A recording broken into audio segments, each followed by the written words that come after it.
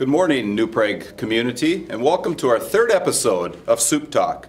Today is Monday, December 8th, and we are live at the New Prague Area Middle School. Thank you very much for being with us.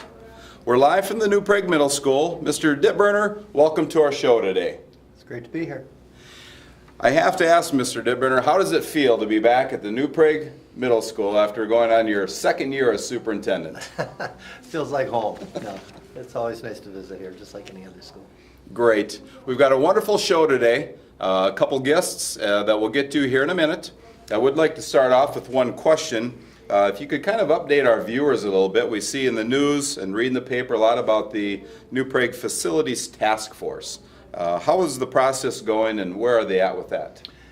Yeah, they've we've met 6 times, or I should say they've met 6 times. Probably the last 2 or 3 meetings have been really focused on options. There's been 4 different options that they've looked at to make a recommendation, which is the final step, is finally making a decision. We've had a total of 6 meetings. Didn't quite get everything done at the last meeting, so we've got a 7th meeting today, Wednesday, December 3rd, and hopefully they'll have a recommendation at that point after tonight. The thing that was missing at the last meeting is just they wanted to see what the tax impact would be on residents here in the New Prague Area School District, and basically what they've come away from they've reached consensus on is that they want a middle school, grades 6-8, where there's no traveling between buildings, that there's a swimming pool in some portion of the construction, whether it's connected to the middle school or it might not be now, that we have additional preschool space, and that we are able to address some deferred maintenance items, especially at the CEC, which is an older building. One part of it was built in 1923 and the rest basically added on in the 50s and 60s, and then also at Falcon Ridge too. So with that, with those high priority items, they're hopefully make a decision today. If somebody from the community wanted to take a look at some of the minutes from those meetings, are they live anywhere? Are they open? Yep, it's right on our district website, just under the district part there, what's happening under news, and we've got all the agendas, all the minutes from the meeting in that portion there. All right, thank you. You bet.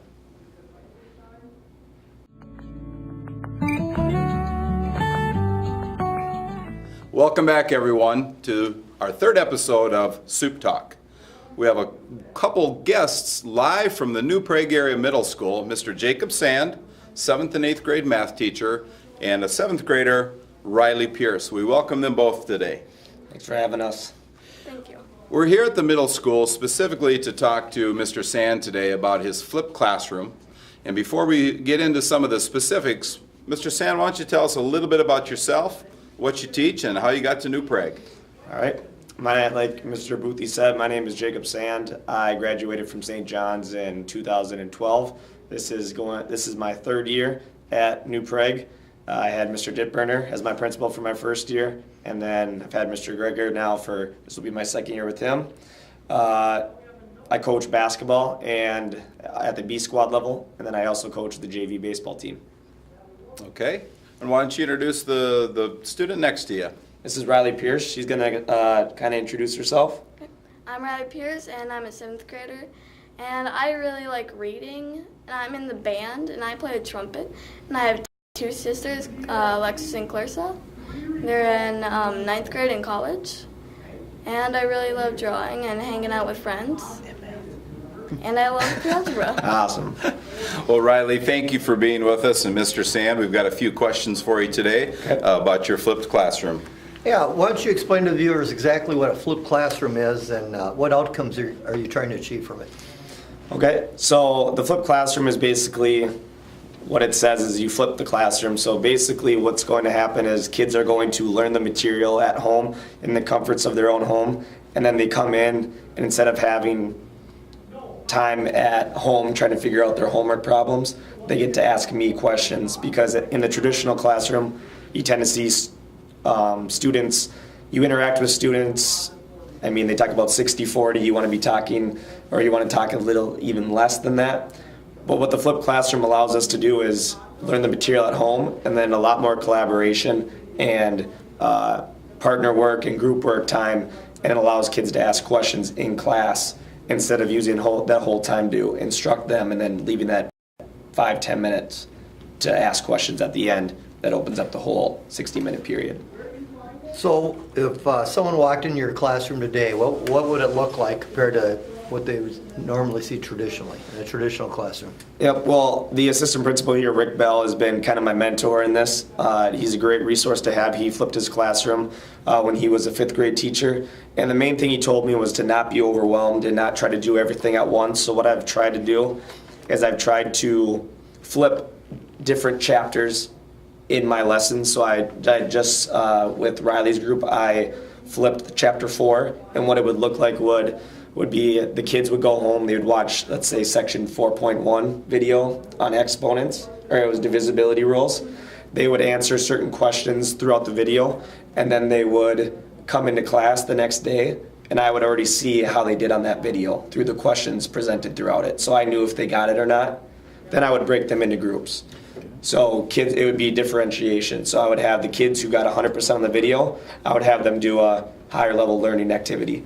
Kids who were at grade level, we would do a couple practice problems, and then they would join that other group. And then the group that didn't get it, that's when I can focus in on a small group and focus in on helping them individually instead of talking to the whole class. So that's what it would look like. All right. Now, where's your sources of learning? Where'd you learn about the flipped classroom? Who? Like I said, Rick Bell has been a great resource to have. Brad Greger actually purchased me a book about flipping your classroom that Rick Bell used, so I'm using that book too. And I've always been interested in flipped classroom when we were at St. John's. I mean, I know we didn't have a class on it per se, but it was brought up from one of our professors about the flipped classroom, and I thought this is a great idea, especially as a coach. I'm a teacher first, but a coach second. And I don't have the luxury of being here after school to answer questions. So I figured if you make a video, kids are being able to watch it at home and then ask questions in class instead of coming in early or late. So you're taking care of that during the school day. Okay. Now, as you know, I'm big into results. Yep. So what results have you seen from doing the flipped classroom? Have you been monitoring the results? Yep. As you get their student results and student learning? Yep. I'm able to see. It's a great program called EduCanon, and it's a video service online where kids like Riley can go home and they ask questions throughout the video to check for understanding. And then I'm able to see who got 100%, 90%, whatever it's out of. And those are results I can use to then make my groups. And then so the results you're talking about, like on the test, I actually saw a more, you get kids at A's, B's, C's, D's. I saw a lot more kids in the upper percentiles. So I saw a lot of kids at the 90s and 80s. That was actually our best test of the year so far, in my opinion. So chapter 4 can get confusing at times, but I thought it was a great resource at home for them to have because Riley could go home and watch any of the videos from chapter 4, and it seemed to make the review process easier for students. Okay, now Riley, you're only do flipped classroom is the only subject area math, or you do a flipped classroom, I'm guessing? Mm-hmm. Okay, what do you like, what are your thoughts about the flipped classroom? What do you like best about it? I really like how you can go home and no one can distract you while you're watching your video. And you can answer the questions that come along in the video to make sure you're understanding it. And then if you get it wrong, you can ask questions, or if you don't get it wrong, you can ask questions. And then when you come back to class the next day, you can ask Mrs. Sam the questions. Yep, so what she's saying is basically kids have a response. There's a spot after they answer the questions. It allows them to type in a response if they have a question. So if Riley gets one wrong, she can type her explanation. I got this wrong because I thought this, but this is why this is the correct answer. And actually, Riley was very good at doing that. Some kids just go, "Oh, I clicked the wrong button," but Riley was very good at correcting her mistakes. She would say, I had C because I accidentally multiplied these two numbers. The correct answer is D because of this. And I can actually give them points back for doing that. Go ahead.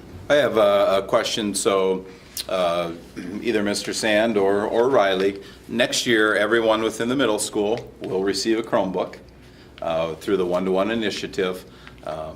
Riley or Mr. Sand, how do you think that will enhance your teaching and your learning specifically in math, whether it's just the flipped classroom or just the day-to-day work that you do doing math? Can I go first? I'll go first. Okay. I think students will be excited to learn that they have their own Chromebooks. So what happens is the kids, well, I wanted to make each kid having the Chromebook them to have a purpose with it. So I wanted them to use it for, I've found apps on Google for graphing, calculators. One of the main things we do is Khan Academy. Khan Academy is a video service where they can answer questions. That's something that we'll use. We try to use the online textbook as much as we can. So I don't want it to just be sitting there in math, because math might be the hardest subject to use the Chromebook for, because you can't type out your equations. It's not like the iPad where you can write on it. So I thought I would want to give my kids the opportunity to learn math through technology by creating videos, put on YouTube and Educanon, and then they can also use Khan Academy to practice and build their skill base through using the online service that are provided to them. Good. Well, this is, I think it's great to learn about this, and obviously you think you're getting good results right now. And I would say as a school, New Prague Middle School is ranked in the top 5 in the entire state on in math on the assessments right now, and I'm sure it's going to continue to stay up there, even get better, because of your willing to learn new things and really focus on the students and their learning. So it's great to hear this. Absolutely. Mr. Sand, thank you very much for being with us today. And Riley, thank you very much for being with us today. And good luck with your school and your band for the rest of the year. Thank you. Welcome back, everyone. And I would like to introduce Miss Bethany Pearson, who works for our school district. Welcome to the show, Bethany. Thank you. It's nice to be here. Thank you very much for being here today. And again, for all of our viewers, we're live at the New Prague Middle School. I would like to thank Mr. Brad Greger, the principal, Mr. Rick Bell, the assistant principal, for setting up this wonderful room that Mr. Sand has here. And we'll start right off. Bethany, why don't you tell us a little bit about yourself and what you do for the school district? Sure. This is my second year in the school district, and this year I am the Gifted and Talented and Teacher Evaluation Coordinator. So I am busy out in all of the buildings working with our new teachers as well as our Gifted and Talented cluster teachers. Okay, great. Let's talk about start off with the Gifted and Talented program. Why don't you explain, give an overview of what we do with Gifted and Talented throughout our district, the program Gifted and Talented? Sure. So in grades 3 through 5, we have cluster groupings for our students. And those teachers have had some special training in the past to work with those students. We test the students to get into those clusters through the COGAT, as well as looking at their NWEA and MCA tests. And then this year, Gifted and Talented is also helping to sponsor the Science Fair and the Young Authors Convention. That's great. Okay, go back to what you said about the testing. So how does that's like the number one question. How does a student qualify? When do they get tested? What grade level and what tests? And is there teacher recommendation? Is it based on classroom performance or strictly testing?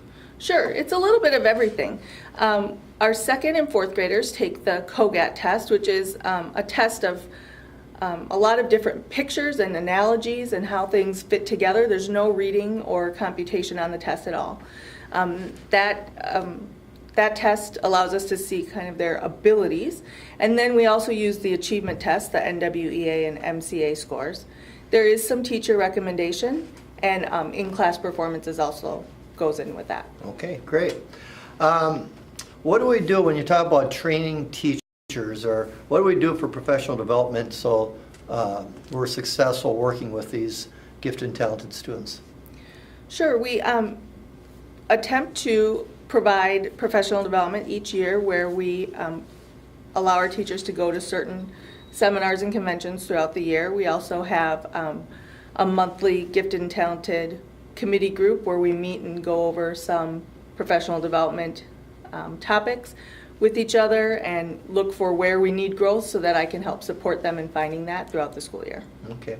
Roughly, what is it, what percent of our student population is qualified for gifted and talented right now? Do you know the numbers offhand?